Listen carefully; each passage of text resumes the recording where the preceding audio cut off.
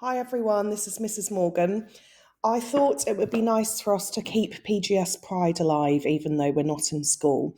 And this is an old presentation which I shared a couple of years ago with PGS Pride. And queer theory is something which is discussed quite a lot, but often people don't really know what it is. And people are often really quite intrigued about what it really means. The word queer is one which has been used as an insult historically. It was used as a pejorative term. But since then, it's been reclaimed both in the academic community and by people who are not heterosexual to mean something positive and to be a force for liberation and a force for good. So I'm going to tell you a bit about that and see what your thoughts are in terms of whether we should all adopt a queer approach or whether the theory has too many flaws. So we're all kind of programmed into very heteronormative standards.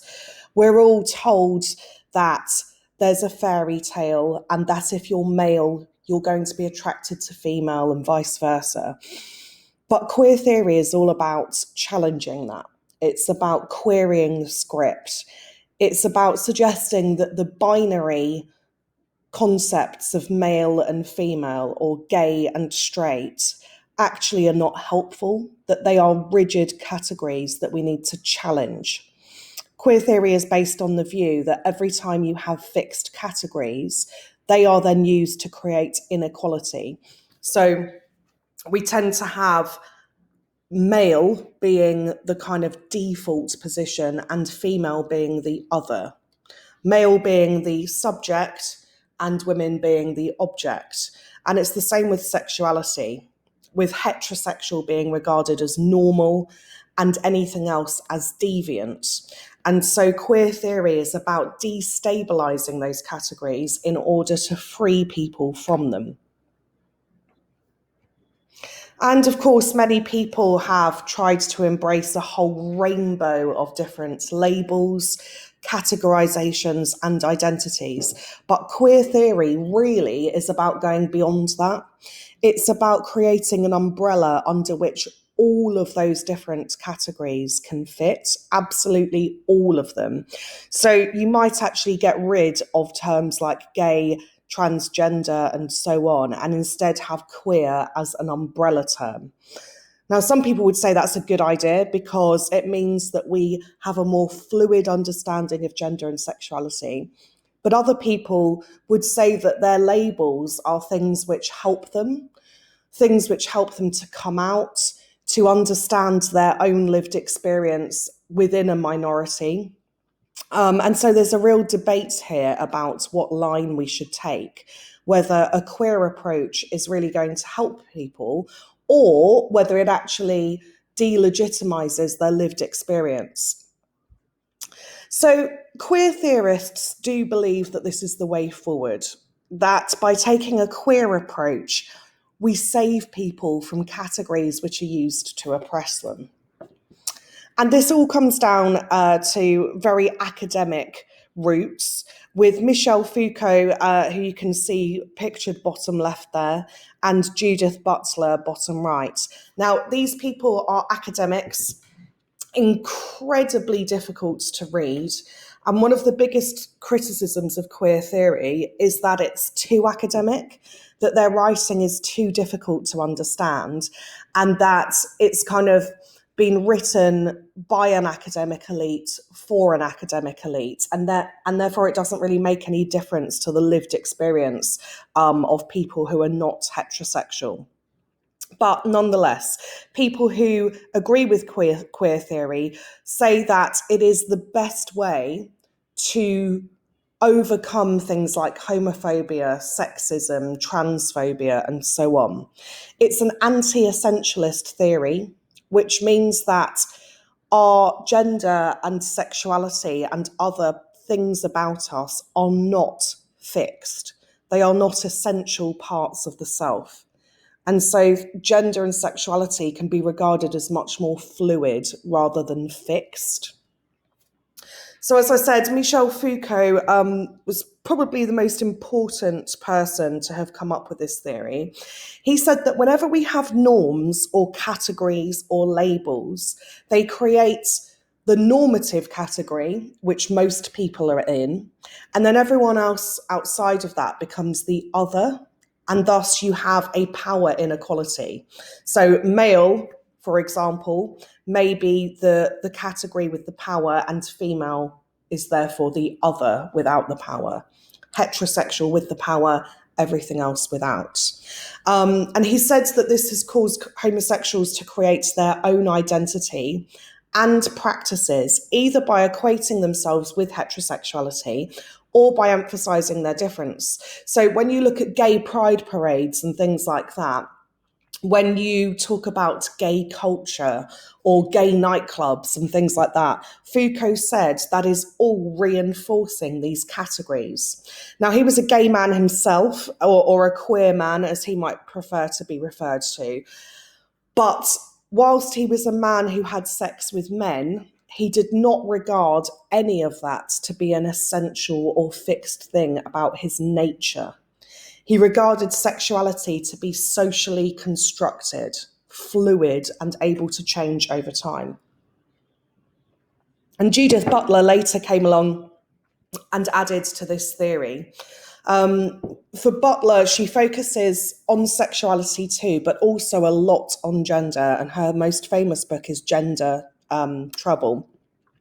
She believes that gender does not exist. It's not a thing. It is simply something which society has made up and which is used to oppress and marginalise many people. She said there's no original or primary gender which drag imitates, but gender is a kind of imitation for which there is no original. So the drag queens on RuPaul's Drag Race are all imitating female. It's a parody of what it means to be female. But when I, as a cisgender woman, display my femininity, I am doing it in exactly the same way as a drag queen. I am parodying it. It is not real. It's not essential to my identity.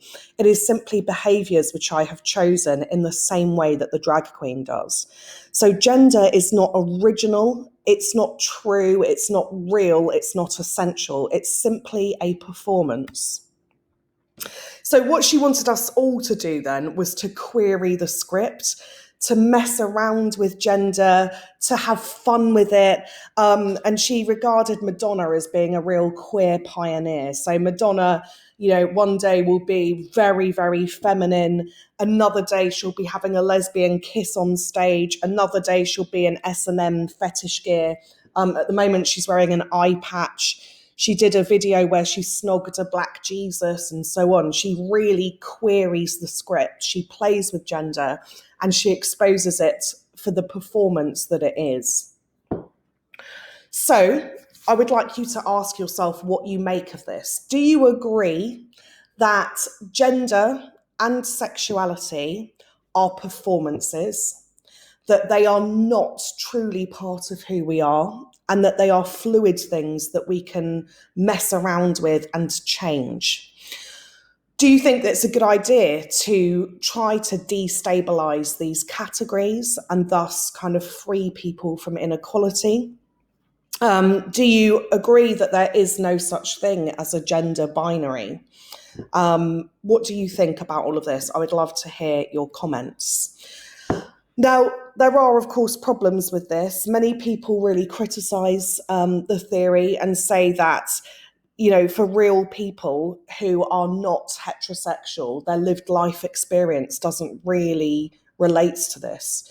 Actually, in the words of Lady Gaga, many people feel that I was born this way and that my gender and sexuality are essential and fixed parts of the self. Many people who call themselves queer have never studied queer theory because it's incredibly academic, and so perhaps it's failed as a theory. It might diminish the experience of coming out and being part of a gay culture and going on pride parades and all of those things.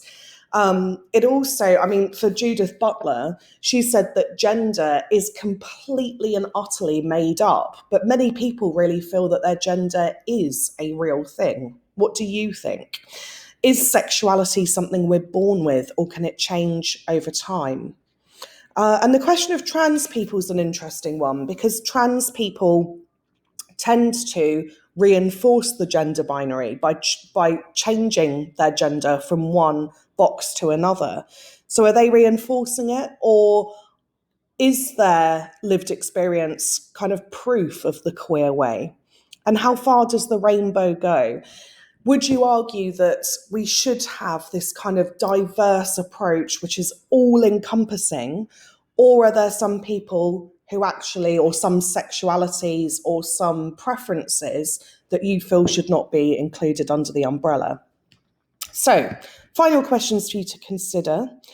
Do you think sexuality, so our sexual orientation, who we are attracted to, do you think that's a choice? Is it something which is fluid and can change, or would you regard it as very much fixed? And I'd like you to ask yourself the same thing for gender. Should we be querying the script in the way that Butler tells us to, by dressing up as different genders and having fun with it? Would that help to achieve anything? Is the future queer, do you think? Is this the way we're going to go? Or actually, does this remain a completely irrelevant quest? And what's better, to have all of the different labels of lesbian, gay, bisexual, transgender, and so on?